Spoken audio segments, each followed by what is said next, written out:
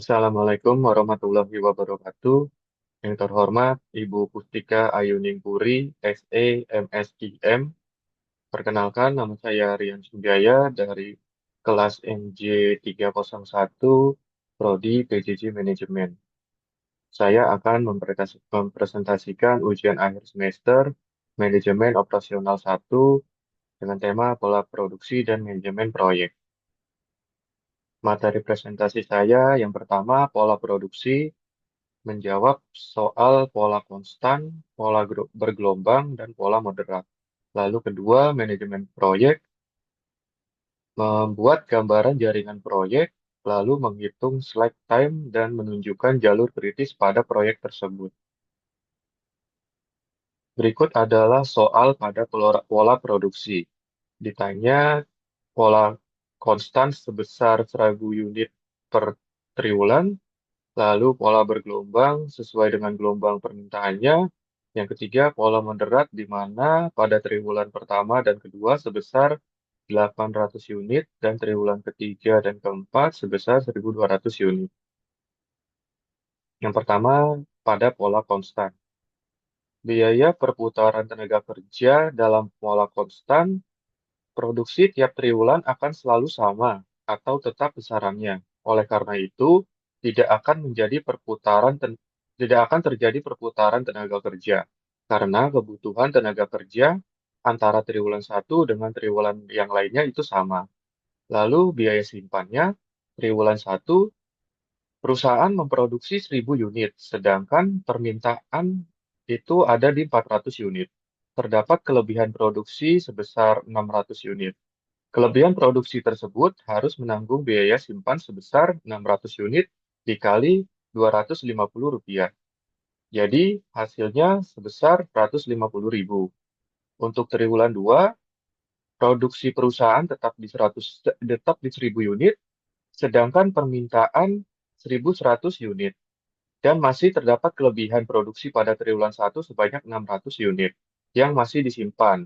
Dan jadi total produksinya sebanyak 1.600 unit, sehingga menanggung biaya simpan sebesar 500 unit dikali Rp250 menjadi 125.000. Untuk triwulan 3, perusahaan tetap memproduksi 1000 unit, sedangkan permintaan menjadi 1.300 unit, dan masih terdapat kelebihan produksi pada triwulan 2 sebanyak 500 unit. Disimpan jadi total produksi sebanyak 1.500 unit, sehingga menanggung biaya simpan sebesar 200 unit dikali 250, menjadi Rp50.000. Pada triwulan 4, produksi tetap 1000 unit, sedangkan permintaan itu 900 unit. Terdapat kelebihan produksi sebanyak 100 unit pada triwulan ini, dan 200 unit pada triwulan 3, sehingga menanggung biaya simpan sebesar 300 unit dikali 250, menjadi Rp75.000. Total biaya simpannya dari triwulan 1 sampai dengan triwulan 4 yaitu sebesar Rp400.000. Jadi total biaya yang dikeluarkan perusahaan pada pola konstan yaitu sebesar Rp400.000. Selanjutnya, pola produksi bergelombang. Biaya simpan itu tidak ada biaya simpan karena pola produksi bergelombang tidak ada biaya simpan karena produksi selalu mengikuti permintaan. Untuk labor turnover cost-nya, setiap kenaikan 100 unit itu dikenakan biaya Rp15.000. Untuk setiap penurunan 100 unit, dikenakan biaya Rp25.000. Pada triwulan 1 sampai triwulan 2, terjadi kenaikan produksi dari 400 menjadi 1.100 unit. Maka ada kenaikan produksi sebanyak 700 unit. 1.100 dikurang 400 unit, hasilnya yaitu 700 unit. 700 unit dibagi 100 unit, 100 unit karena setiap kenaikan 100, jadi 700 dibagi 100 dikali 15.000. Jadi 7 dikali 15.000 hasilnya Rp105.000. Untuk triwulan 2 dan triwulan 3 terjadi kenaikan produksi dari 1.100 menjadi 1.300. Maka ada kenaikan produksi sebanyak 200 unit.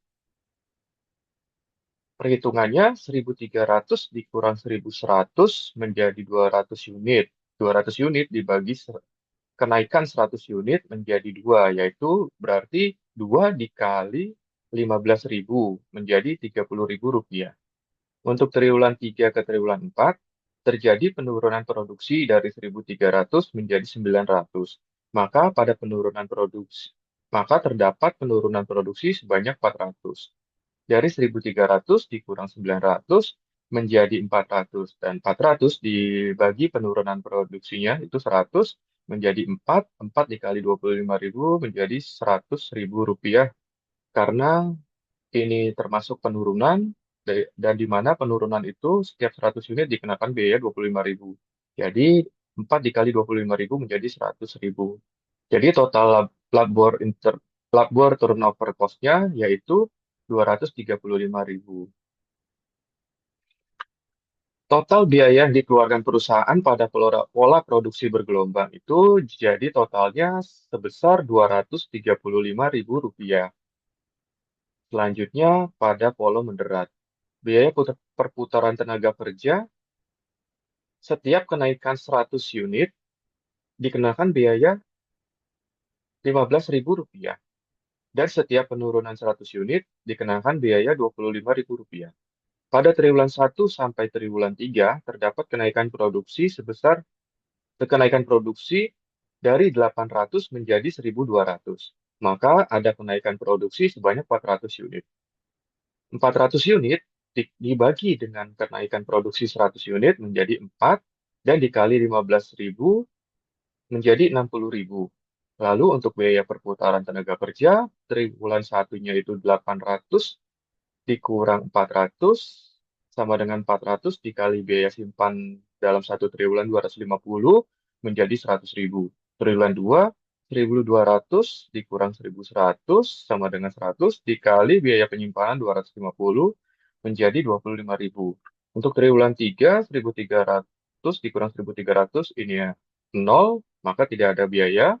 Lalu triwulan 4, 1.200 dikurang 900 menjadi 300 dan dikali biaya simpan 250. Hasilnya 75.000. Jadi total biaya simpan pada pola moderat sebesar 200. Jadi total biaya perputaran tenaga kerja yaitu 200.000. Jadi total biaya yang dikeluarkan perusahaan pada pola produksi moderat sebesar 260.000. Kesimpulan pada pola produksi ini yaitu pola bergelombang memiliki nilai instrumental cost paling efisien, yaitu sebesar 235.000 rupiah. Selanjutnya, manajemen proyek. Berikut adalah soal dari manajemen proyek. Kita diminta untuk menggambarkan jaringan proyek dan menghitung slack time-nya dan menunjukkan jalur kritis pada proyek ini. Berikut adalah gambar jaringan proyek, di mana proyek dimulai dari A dan B secara paralel. Aktivitas C mengikuti aktivitas A. Lalu aktivitas D dan E mengikuti B dan C.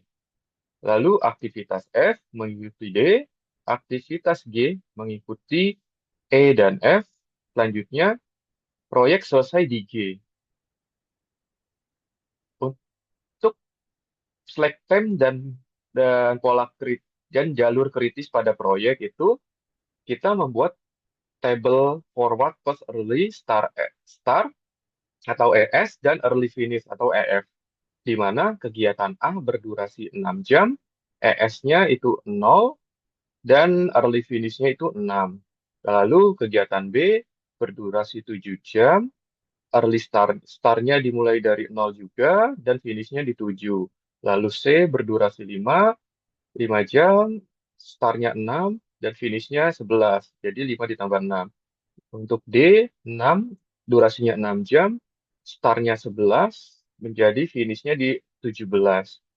Untuk E, durasinya 5 jam, start-nya di 11, lalu finish-nya 16, karena 5 ditambah 11. Selanjutnya F, 8 jam durasinya, start-nya dimulai dari 17, dan Dimulai dari 17 jam dan finishnya itu di 25 jam karena 8 ditambah 17. Dan terakhir G, durasinya 4 jam, early start-nya itu di 25 jam dan early finish-nya terakhir di 29. Jadi durasi minimum proyeknya yaitu 29 jam. Lalu kita membuat backward pass lead start atau LS dan lead finish atau LF.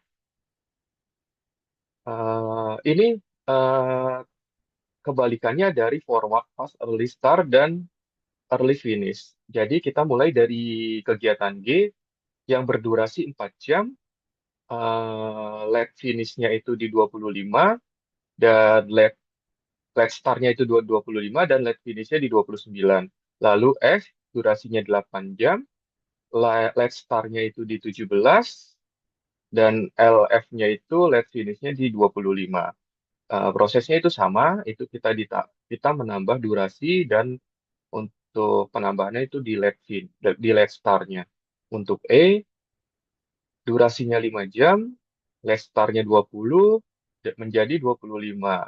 25 jam late finish-nya.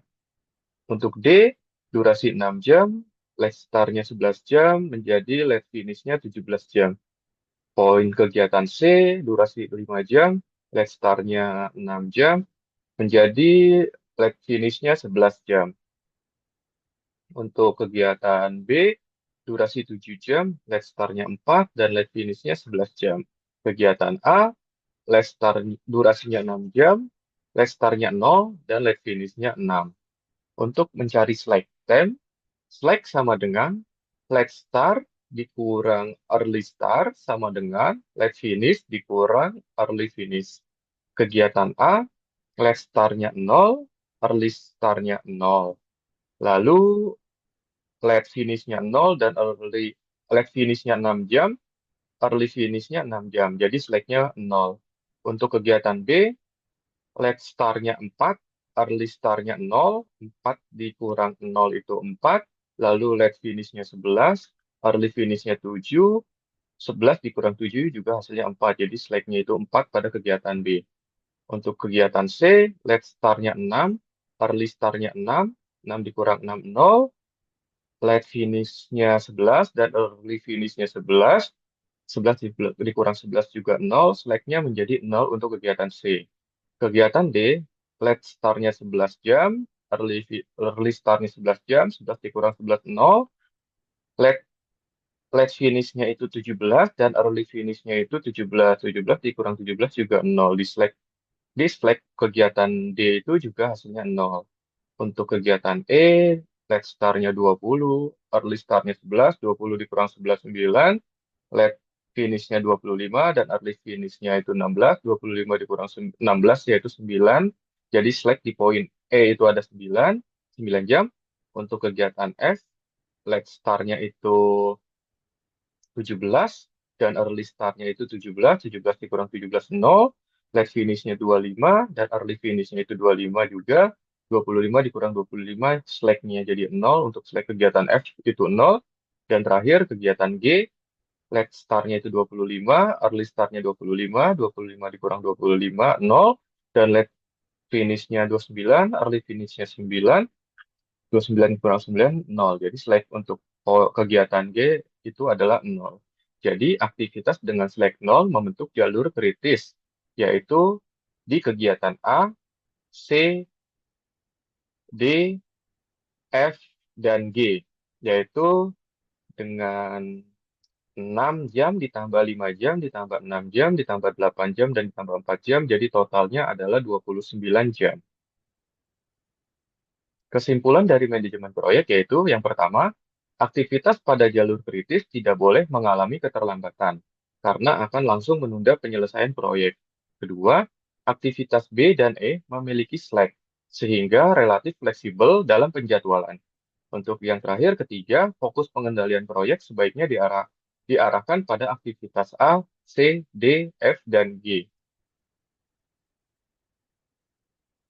Sekian presentasi dari saya. Mohon maaf bila ada kekurangan dalam penyampaian presentasi. Kurang lebihnya mohon maaf.